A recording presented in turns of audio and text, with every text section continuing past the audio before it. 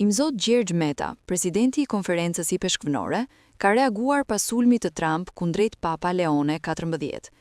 Ai thekson se Papa nuk flet me forcën e armëve, por me brishtësinë e fjalëve.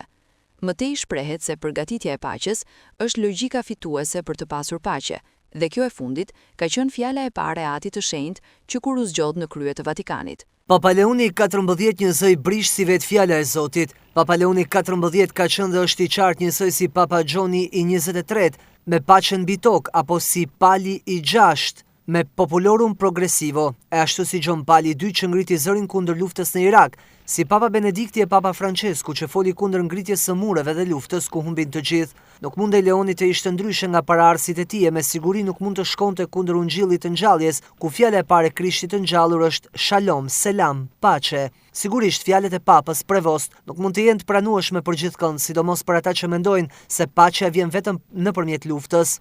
Nëse do paqen përgatit luftën, është një logjik gjithmonë humbse për njerëzimin. Nëse do paqen përgatit paqen, kjo është logjika fituese, edhe pse ajo më e vështira, por më e sigurta.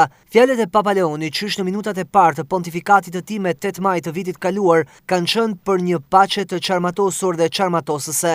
Nuk mund të ishte ndryshe në kontekstin aktual të një lufte absurde, ashtu sikurse është absurde edhe ajo në Ukrainë, Palestinë, Liban, Sudan e shumë vende të tjera. Ashtu sikurse është absurde çdo luftë. Papa Leoni flet në emër të ungjillit, në emër të viktimave dhe popujve që vuajnë pasojat e një obeziteti të egos së të fuqishëmve të kësaj bote, e thot pa frikë e pa droj, sepse e beson dhe e ka këtë mision. Kushdo shikon tek Papa Leoni një të dobët, një zë kundër logjikës së luftës, ka të drejtë. Ai nuk flet me forcën e armëve, por me brishtësinë e fjalës, sepse fjala është e qarmatosur, por më e mpret se një shpatë dyteshe. E bota sot ka nevojë për këtë zë morale, shpirtëror, universale dhe kur është kundër të fuqishmeve të botës. Ai dhe të gjithë ne bashkë me të nuk duhet të rreshtim të kërkojmë ndalimin e luftës dhe respektimin e të drejtës ndërkombëtare. Ashtu sikurse edhe Papa Leoni XIV tha, u kërkojmë të gjithë udhëheqësve të popujve dhe atyre në Shqipëri që të jenë faktor të paqes në botë e rajon. Me luftën humbim të gjithë, me paqen fitojmë të gjithë. Presidenti i Shteteve të Bashkuara Donald Trump ka përdorur fjalë të ashpra ndaj Papa Leone XIV,